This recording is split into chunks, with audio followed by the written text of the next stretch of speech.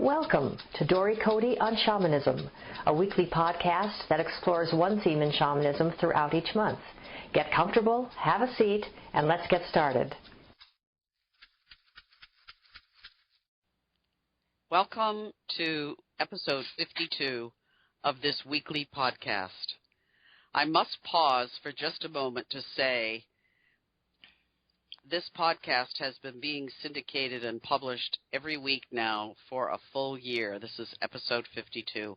And I am so joyful and celebrate with Jill, who's the person whose voice you hear with the questions and who records these sessions for me and prepares them for publication, and you, the listening audience. So thank you very much for being here, Jill, and for your knowledge of the technology, and for all of you in the listening audience, because the wholeness of who we are is what makes this an energetic, has a life of its own out there in the universal energies, and I trust that whoever is meant to hear it is going to hear it, and it feels really big to me personally that we've been doing this for a full year, and we're not stopping now.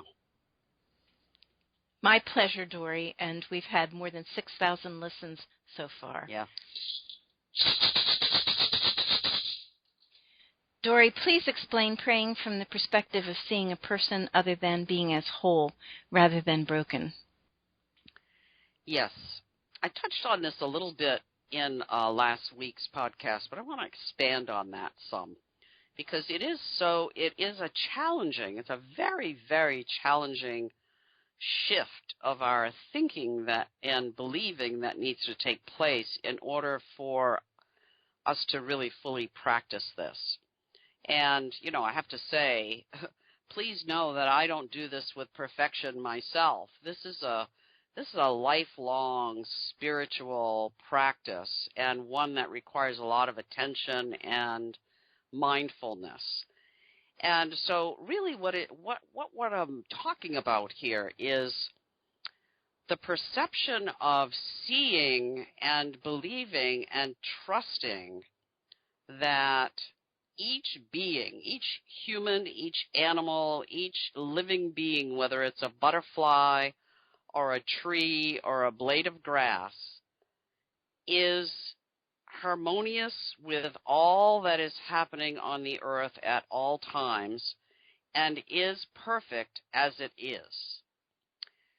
And so when I focus on something being wrong, then what I am focusing on, what I am creating more of, is the wrongness. So, for instance, if I have a friend who has a broken leg, and I visualize him or her hobbling around with a cast on, and I see the break in the leg, and I'm worried about the leg, and I'm focusing on, oh my goodness, what is going to, happen with her in the future? Is she going to be able to work? And I put all of my attention on praying for that broken leg to no longer be broken and for it to heal perfectly. Then,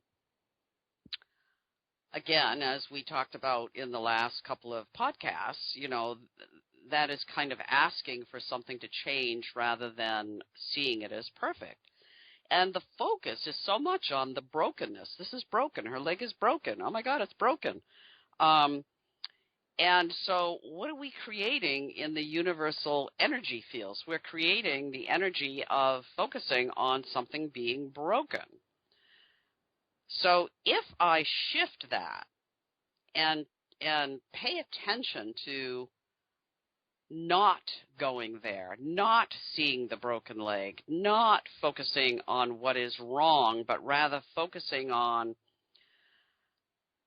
visualizing this person or this blade of grass or this butterfly as perfection as the glorious divine being that they are, just as they are, vibrating with the greatest possible light vibration one could imagine in their wildest dreams, then I am promoting that person's wholeness. I am not just visualizing, I am actually speaking or writing. I see you as a whole, full, vibrant, wonderful human who is resonating with grace and harmony and fullness. And I create that in the universal energy field. That then promotes that truth rather than the other perception that there is something broken that isn't good, and feeding the brokenness. And so the effectiveness of one versus the other is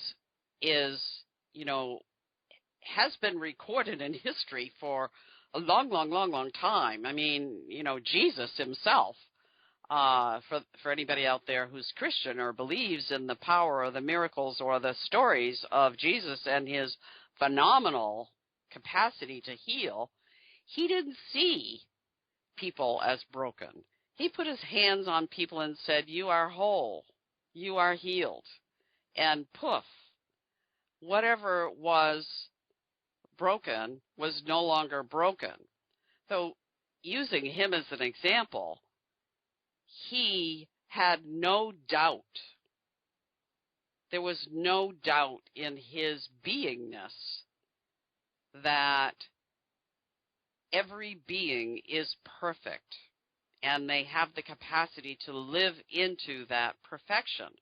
So his declaration, his decree, "You are healed, you are whole," actually was so powerful that humans and animals and land was able to live into that truth. Do we all have that capacity in us? I believe we do. Does it take practice? Absolutely.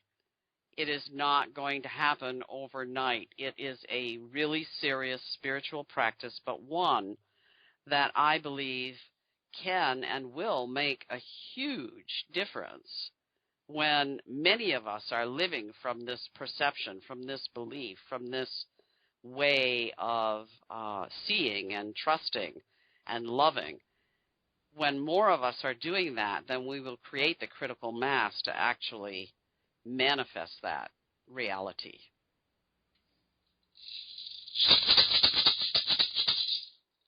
As I'm listening to you, I'm wondering about the difference between an affirmation and a decree. It sounds like a decree, with the example of Jesus, only needs to be said once, and the transformation is done. And if you repeat a decree, it almost becomes an affirmation, because the affirmation, when I do affirmations, brings up my saboteur that says, you fat chance. Is affirmation a way to practice decree? Are they related? How do you see them connected?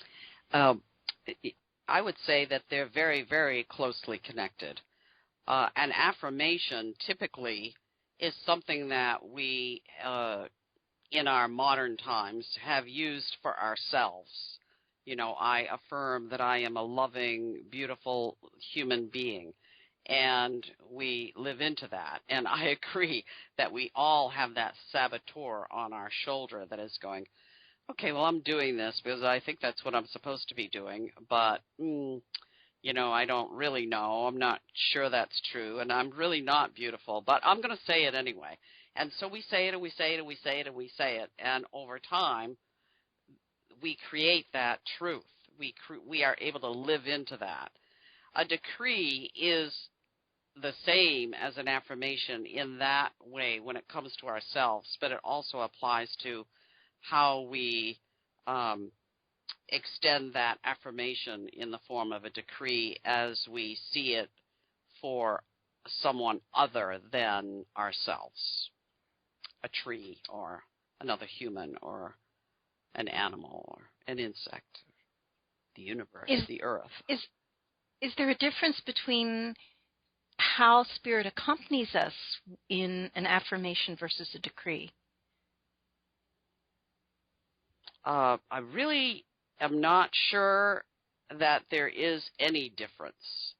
I believe that spirit is working with us and through us, in partnership with us, to aid us to really live into what we are saying. And the more we practice it, the more we come to trust it, and spirit has our back as we do that. A listener said she's heard you talk about how each person's spirit is absolutely divine, and she wants to know how to visualize this divinity when she prays for someone who is ill. Yes, I'm glad for that question. What I suggest to this listener and to anybody in the listening audience is that they visualize themselves first as being absolutely divine. Now, this takes practice. This doesn't happen overnight. But with practice, if one just sees themselves, for instance, like unzipping the front of their body, like the base of their neck, and unzipping their chest and allowing the love that resides in their heart, visualizing that love as a golden light and perfect, absolute perfection. There is no flaw. There is no brokenness. There is nothing but pure light and love and compassion in that space. And then they allow that light to travel outside of themselves, beyond the physical body. Perhaps at first they practice with just, allowing it to travel a few feet beyond their body, and they visualize a big golden light out front of them and beside them. And then the next time they perhaps are prepared to let that light travel a little bit farther. And over time, what they can come to see it as they pray for another, that they can just sit quietly and do this practice of unzipping themselves and allowing that light, that divine perfection that is them, to flow outwardly and then be present with this other who they, who is a friend or family or whoever, who is ill, and allowing that divine light to be absorbed by this other. So they're not sending something. They're allowing a part of their own divine selves to travel and be in the presence of this other who is not well, according to the way we judge wellness, and make this light available to them. The person doesn't even really need to know this is happening. If they really choose to absorb, if this spirit wants to absorb the energy of this divine light that is you, then it will happen. And so beyond that, there really is nothing one needs to do to make a difference in somebody else's life. It's as simple as that. However, it does require devotion, practice, belief, more practice, more practice, more practice, to the point where one is able to do that in an instant, no matter where they are, no matter what the circumstances are. So this reminds me of last month's, where we had ordinary reality with extraordinary reality breaking through. You have to, like a trolley car, hook up to your own divinity, and then bring that divinity through you and radiate it, but not push it. Exactly. To another. If you're pushing it, the agenda of your own personality and not divinity is coming out. So you radiate it. Exactly. Yes. And they can choose to absorb it or not. Exactly. That is absolutely true. It is about radiating and not pushing, and not allowing your mind or your personality or your own desire to be, a helpy helperton, or, the healer, the answer. None of that. You have to just completely step out of the way. And as I said, it's a strong spiritual practice, and it does take practice. When I've worked with Reiki, I use the phrase, you can't boss Reiki. Mm-hmm. You can't tell divine energy what to do. Exactly. Because then it's no longer divine energy, it's you. Exactly. It's you. That's a very good way to say it. Thank you. Can you speak to some of the sources of this concept of seeing perfection? Is this a modern-day concept, or what are the roots from other practices other than shamanism? Well, it definitely does not come from modern-day practices. In truth, the practice of what I am talking about, of seeing perfection and allowing your own divine energy to radiate outwardly for the benefit of all beings, is an ancient mystical practice that has its roots in really just about all traditions. For instance, some of the texts that I've read and have worked with are writings by, Teresa of Avila, Thomas Merton, the poetry and the writings of Rumi, Yogananda, Paramahansa Yogananda, who wrote the autobiography of a yogi, speaks very clearly of this concept. Carlos Castaneda, going back to people who wrote about shamanism and the experience of shamanism, writes very clearly about this.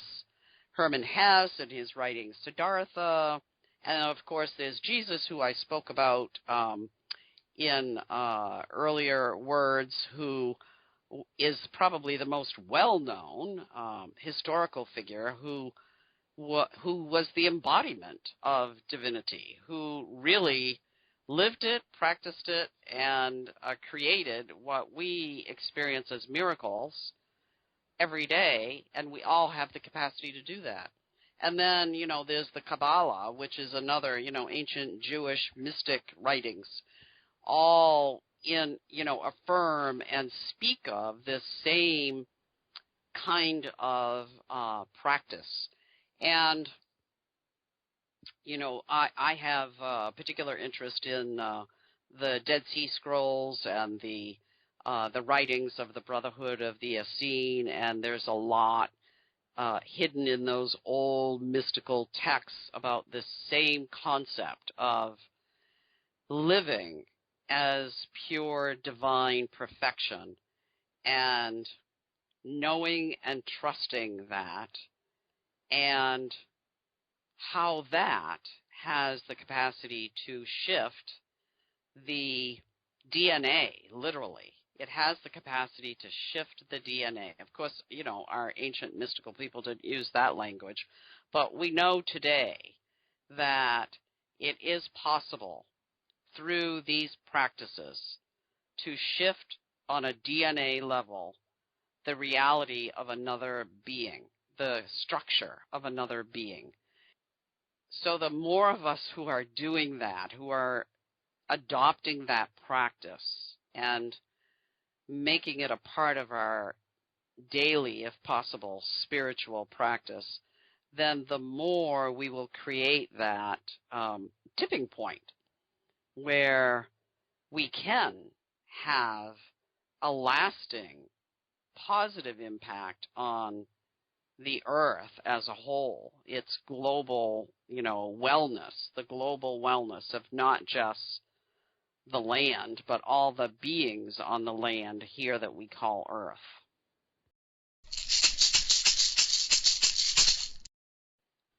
This completes our prepared questions on seeing wholeness versus brokenness. Is there anything you would like to add at this time? I would like to just end by saying I am very proud of the many students and colleagues and people that I know and work with who are really devoted to, moving their prayerful selves into this kind of spiritual practice. And, urge others in the listening audience, if they aren't already doing something similar, to, pick up some books, go on the internet, study, find a community, even if it's just one other person, to begin practicing this new way of being in a prayerful way. Thank you.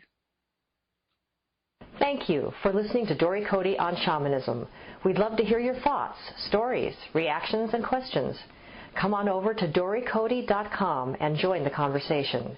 And tune in next week for more on this subject, or next month for a new subject. You can subscribe to this podcast in iTunes or sign up on dorycote.com to receive notices when the podcasts are posted. That's Dory, D-O-R-Y, and Cote, C-O-T-E.com. Drumming and rattling by Dory Cote and Terry Morgan. Technical assistance and audio production by JillHackett.com. And this is Susan Savelle, wishing you many blessings in your life. We hope to have you join us next time.